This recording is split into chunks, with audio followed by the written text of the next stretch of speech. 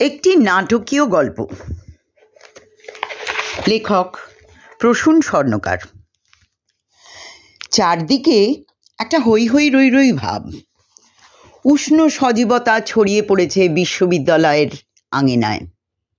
এই ক্যাম্পাস চুরাশি উৎসব যেন বিশ্ববিদ্যালয়ের ছাত্রছাত্রীদের এক প্রাণের মেলা, আনন্দের এক মহোৎসব। তারুণ্য শক্তির জ্বলন্ত রং মশাল প্রতিটি প্রতিযোগিতায় ঝলমল করে উঠেছে। কোথাও চলছে বক্তৃতা প্রতিযোগিতা, কোথাও চলছে কুইজ কন্টেস্ট। অজস্র প্রতিযোগিতার আয়োজন, অগণিত লোক, ঠাসা ভিড়।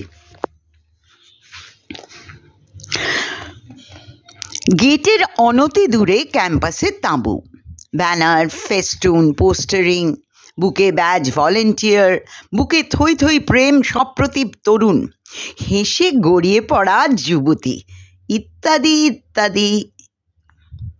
তাদের দিকে আলতো একটা দৃষ্টি দিয়ে আশুতোষ ভবনের সিঁড়ি ভাঙতে শুরু করলো দুজন, প্রদীপ, মহেন্দ্র। দুজনেই বাণিজ্য বিভাগের প্রথম বর্ষের ছাত্র। ওরা দুজনেই ক্যাম্পাসের একাঙ্ক নাটক প্রতিযোগিতায় নাম দিয়েছে। বেলা 3টে থেকে ওদের নাটক শুরু হবে। এই একটা সপ্তাহ টানা রিহার্সাল চলেছে, ঘন্টার পর ঘন্টা। তাও ভয় কাটেনি। এখনো নাটক আরম্ভ হতে ঘন্টা দুয়েক দেরি। সাত তাড়াতাড়ি বিশ্ববিদ্যালয়ে চলে এসেছে। আশুতোষ ভবনের 3 তলা অবধি বিলকুল ফাঁকা। সবাই বিভিন্ন প্রতিযোগিতায় ভিড় জমিয়েছে। শুধু একটা ঘরে তাদের বন্ধু ও নাট্যকর্মী দেবীদাস খুব মন দিয়ে ব্ল্যাকবোর্ডে চকের রেখা টেনে স্কেচ করছে। ছবির জ্যান্ত মডেলটিও খুব পোজ দিয়ে বসে একটা বই পড়ছে। নাম শর্মিলা, ওদেরই সহপাঠিনী। প্রদীপ চিল্লিয়ে উঠল, কি গুরু, তোমরা কতক্ষণ? দেবীদাস সাড়া দেয় না, আঁকতে ব্যস্ত। শর্মিলা পাতা মুড়ে এক পিস মিষ্টি হাসি ছাড়ে। দারুণ এক্সাইটেড লাগছে না? আমি তো ভালো করে দুপুরে খেতেই পারিনি। মা বলল, এত তাড়াতাড়ি গিয়ে কী করবি?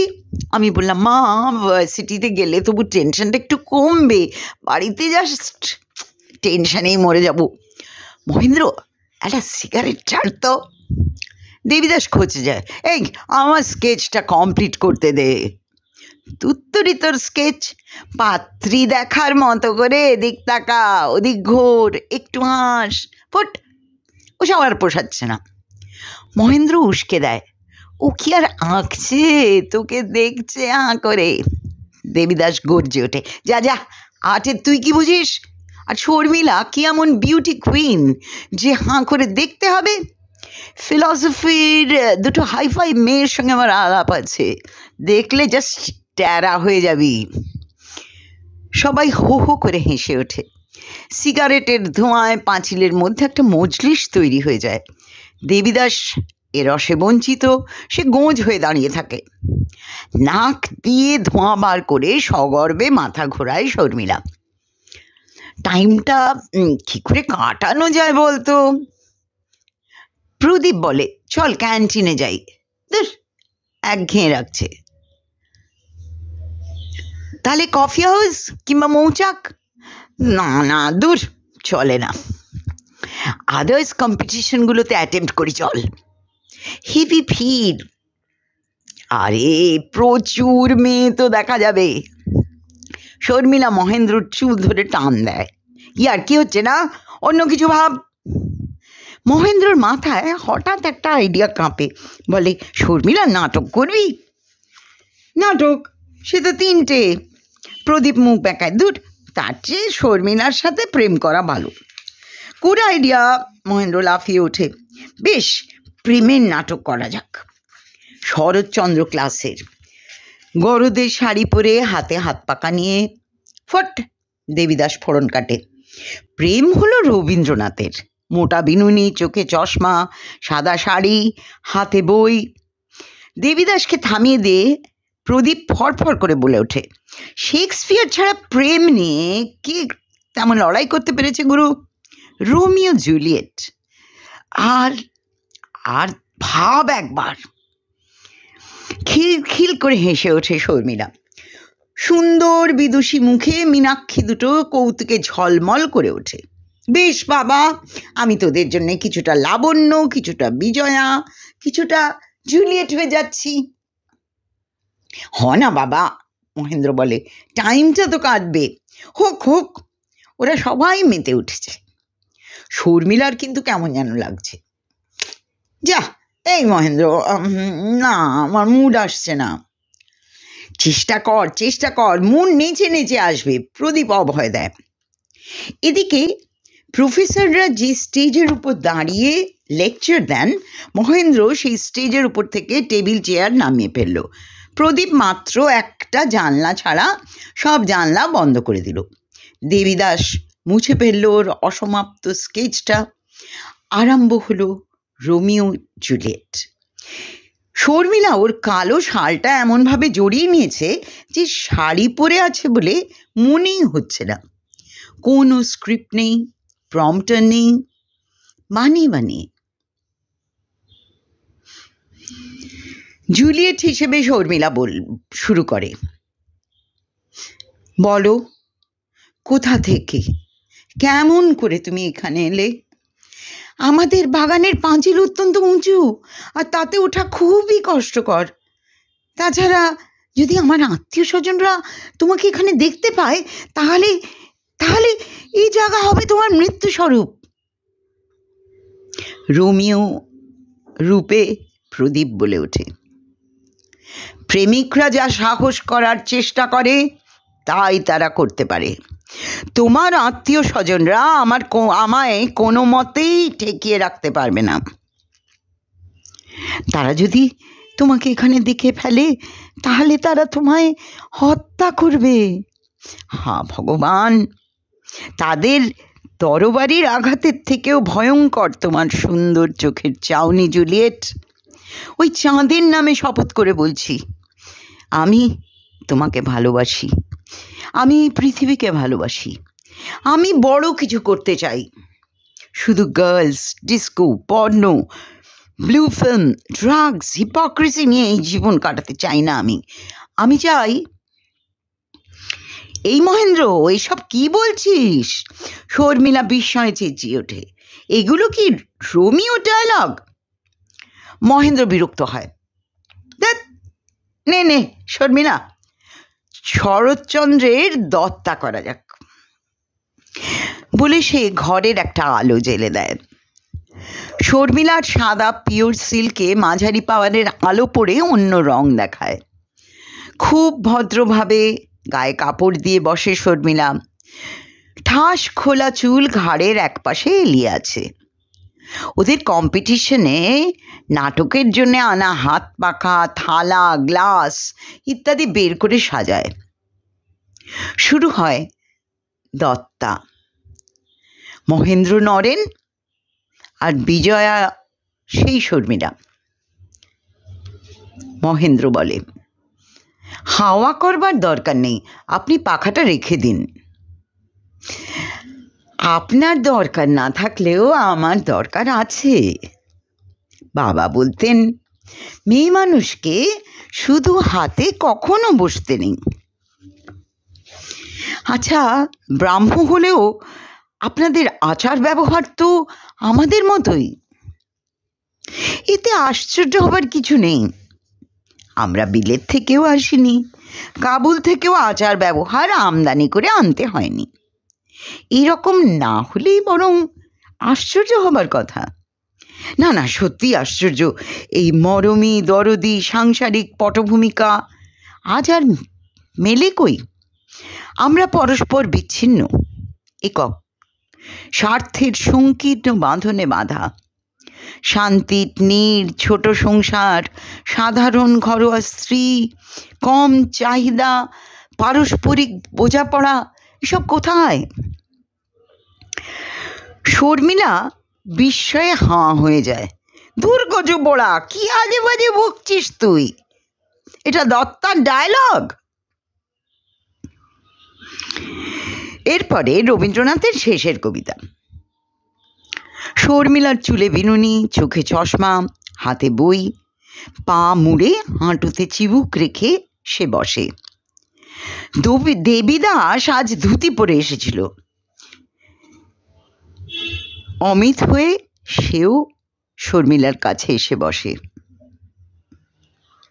শুরু হয় শেষের কবিতা। লাবণ্যরূপী শর্মিলা বলে, একটা ছেলে ছিল, সে আমার বাবাকে গুরু বলে ভক্তি করত। বাবা দিয়েছিলেন তাকে তার জ্ঞানের খাদ্য। এদিকে তার হৃদয়টি, সেটিও ছিল তাপস। সময় পেলেই সে যেন যেত রবি ঠাকুরের কাছে, তার খাতা থেকে মুষ্টি ভিক্ষা করে আনত।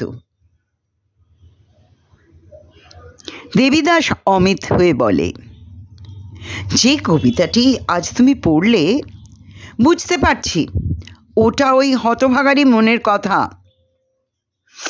হ্যাঁ, তারই কথা বই কি। তবে তোমার কেন আজ হঠাৎ ওটা মনে পড়ল? কেমন করে বলবো?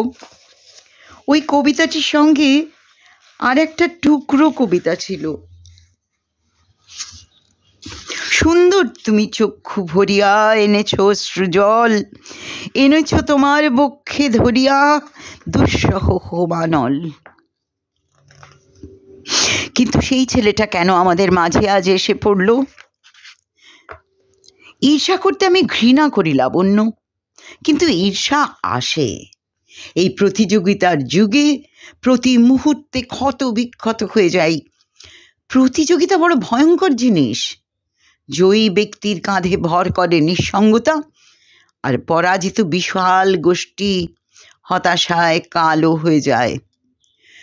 সৃষ্টিশীল মননশীলতা, অনুভূতি বোধ প্রতিযোগিতার ঘর্ষণে উর্বরতা হারিয়ে ফেলে। সব জায়গায় শুধু কম্পিটিশন, কম্পিটিশন, কম্পিটিশন।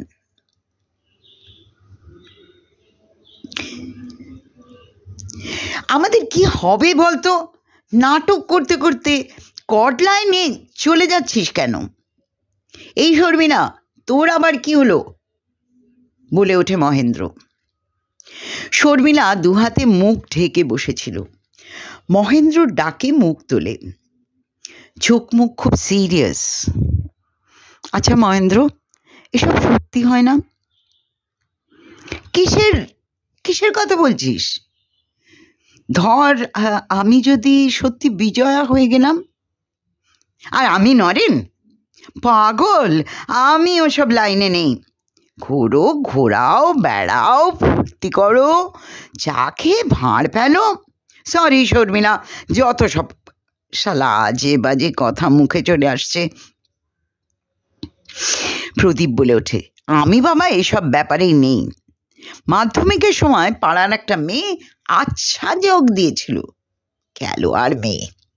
2-4 দিন আমার সাথে ঘুরে টুরে আবার এক ভিড়ির মালিকের ছেলের কাঁধে প্রজাপতি হয়ে বসলো। সেই থেকে ওসবে সেলাম দিয়েছি। দেবীদাস চুলে আঙুল চালাতে চালাতে বলে, আর আমার তো সব রোম্যান্টিসিজমের প্রশ্নই ওঠে না। দাদা বৌদির হোটেলে বিনে পয়সার খদ্দের, পয়সা নেই, ভবিষ্যৎ নেই, মাস্টার্স ডিগ্রি নিচ্ছি, নেহাত আর কিছু করার নেই বলে। হয়তো এরপর বিলিভ পড়ব, কিংবা LLB-তে ভর্তি হব, অথবা বিএড। এই এমলেস লাইফে প্রেম দোষ। দেবীদাস থামতে ঘরের মধ্যে একটা শীতল স্তব্ধতা নেমে আসে। প্রত্যেকের মুখে যন্ত্রণার ছায়া। হঠাৎ মহেন্দ্র হা হা করে হেসে ওঠে, হেসেই যাচ্ছে, হেসেই যাচ্ছে। কিছুক্ষণ পরে প্রদীপ আর দেবীদাসও সেই হাসিতে যোগ দেন। হাসির ছোট্ট কুড়ি ফোটে শর্মিলার ঠোঁটেও। তারপর সেও হাসিতে ভেঙে পড়ে। কাঁধের আঁচল মাটিতে লুটোয়, চশমা নাকের উপর নেমে আসে। এই অকারণ টেনে আনা দুঃখবোধের জন্যে ওদের কৌতুক মুষলধারে ছড়িয়ে পড়ে। দেবীদাস ছাড়া ওরা তিনজন সিগারেট ধরায়। ধোঁয়ার কুয়াশা ভাপিয়ে ওঠে। ওরা তখনও হাসছে।